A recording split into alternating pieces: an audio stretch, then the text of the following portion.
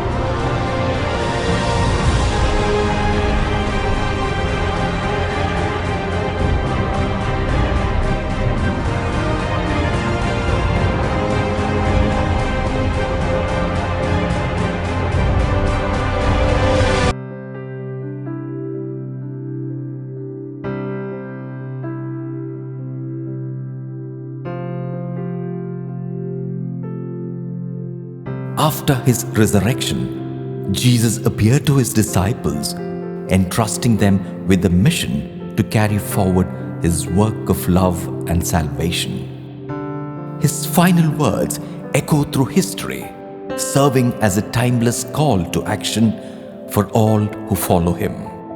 Go, therefore, and make disciples of all nations, baptizing them in the name of the Father and of the Son and of the Holy Spirit, teaching them to obey everything that I have commanded you. And remember, I am with you always to the end of the age. From the time of the first disciples to today, Christ's command has remained the cornerstone of the Church's mission. This morning, we reflect on how this mission extended to India and continues to inspire and guide us in our journey of faith. Lord Jesus, you ascended into heaven and entrusted us with the mission of spreading your word. We ask you to fill our hearts with faith, love, and courage, so that we may proclaim your message in every moment of our lives. The gospel was brought to India by two of Christ's apostles, Saint Thomas and Saint Bartholomew.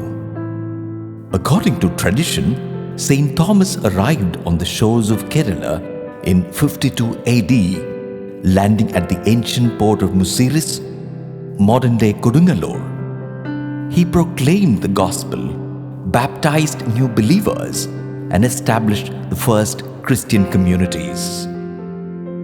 Saint Bartholomew is believed to have traveled to regions near India, planting seeds of faith among the people. These apostles undertook extraordinary efforts to spread Christ's message far from their homeland, enduring immense hardships. Saint Thomas ultimately gave his life for the faith, martyred in Mylapore, present-day Chennai. Yet his legacy lives on in the vibrant Christian communities he founded.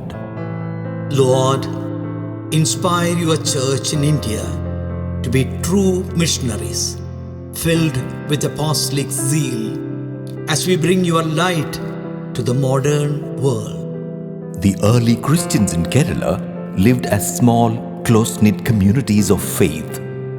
They embraced the social and cultural landscape, adopting local customs while staying true to their Christian identity. However, their interaction with other traditions occasionally led to deviations from the core teachings of Christianity.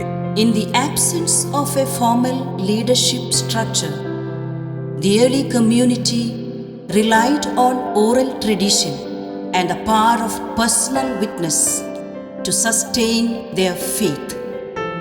Despite challenges, the seeds of faith sown by the apostles flourished into a vibrant church, one that would later face trials, both from within and beyond. O Christ, our model and master, guide us to overcome the challenges of modern times and to be steadfast witnesses of hope in the world. In the 15th century, new opportunities for evangelization emerged with the arrival of explorers. Vasco da Gama, the Portuguese navigator, opened the sea route to India in 1498, ushering in traders and missionaries eager to proclaim Christ's message along the coastal regions of Kerala and beyond. One of the most influential missionaries of this era was Saint Francis Xavier, a Jesuit priest whose zeal led him to travel extensively across India, including Goa and Kerala. Through his tireless efforts, he baptized thousands and left a lasting legacy that continues to inspire the church today. Several religious orders followed, significantly contributing to the missionary work and the growth of the church. Augustinians built churches and established the first mission centers. Dominicans, renowned for their theological depth and powerful preaching. Franciscans spread the gospel through their simplicity and humility. Jesuits pioneered in education, founding schools and seminaries to form future generations. Carmelites provided spiritual sustenance through prayer and contemplation. These religious communities not only strengthened the faith but also cemented the church's presence throughout the region. Christ our Savior, through the dedication of religious men and women, you have nourished the church in India. We pray for all those ministering in the church today, especially those in challenging and dangerous circumstances. May their ministry bring renewed hope to the church and the world. The formal structure of the church in Kerala began with the establishment of dioceses, marking significant milestones in its growth. The Diocese of Quilon, established in 1329. The first Catholic diocese in India and one of the earliest in Asia, Quilon became a vital center for missionary outreach, guiding many souls to Christ. The Diocese of Cochin, established later to serve the flourishing Christian community along the trade routes, Cochin became a hub of interaction between missionaries, merchants, and local communities. The Diocese of Calicut, formed to minister to the northern regions of Kerala, this diocese expanded the church's reach into new areas. These dioceses provided the foundation for organized pastoral care and missionary efforts, enabling the church in Kerala to grow steadily and deepen its roots. As the Catholic Church in Kerala continued to expand, new vicariates and dioceses were established to provide more effective pastoral care. Malabar Vicariate in 1659 and Vicariate of Verapolli. These vicariates ensured responsive and attentive leadership for the growing faithful. Archdiocese of Verapolli, established as the first archdiocese in Kerala in 1886, it became a guiding beacon of faith. Vijayapuram Diocese, geographically the largest diocese in Kerala, serving both Malayalam and Tamil-speaking populations. Diocese of Trivandrum, ministering to Catholics in the southernmost region of Kerala. Dioceses of Alleppey, Punnalur, Neyatankara, Kottapuram, Kannur and Sultanpet. These dioceses were formed to address the needs of the expanding Catholic population, ensuring that all could be nurtured in faith and spiritual growth. Lord our God, help our dioceses grow steadfastly in faith and fervor, becoming beacons of hope in a troubled world.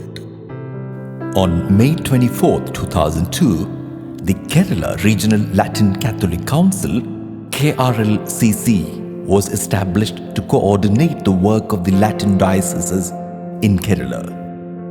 The council fosters collaboration among dioceses, promotes unity, and ensures that pastoral initiatives address the needs of the faithful. KLCC, the apex policy making and unifying body of the Latin Church in Kerala, works with the goals of unification, participation, and empowerment. Its mission is carried out through 24 commissions organized under 6 ministries. Heavenly Father, we thank you for the precious gift of faith handed down through generations. From the apostles and missionaries to the early Christian communities and our dioceses today, your guiding presence has sustained us every step of the way. Strengthen us to live as faithful witnesses of your love, proclaiming your good news to all and becoming beacons of hope in the world. We ask this through Christ our Lord. Amen.